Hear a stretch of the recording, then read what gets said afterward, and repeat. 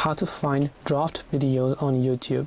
Hey everybody, welcome back to the channel. In today's video we're going to learn how we can find draft videos on YouTube, so make sure to watch the video till the end.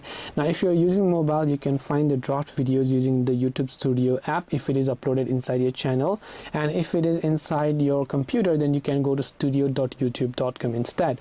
Now download the app or go to the respective website and log into the Google account or the channel on which you want to actually see those draft videos that you have posted. So I'll just select this for example. Now all you have to do is simply come to the content tab that you would be able to find here. Then right here you can see all the published videos, but we will select visibility and we will select draft because we just want to see the draft videos only. So we can tap on the apply button, then you will be able to see all the draft videos that have not been posted. Then if you want, obviously you can go ahead and then post them right from your mobile phone as well. And this way you will be able to actually find the draft videos on YouTube. Hope this video was very helpful. If you have got any more questions, feel free to leave them down in the comment section below. Thank you for watching till the very end of this tutorial, and see you soon in the next video.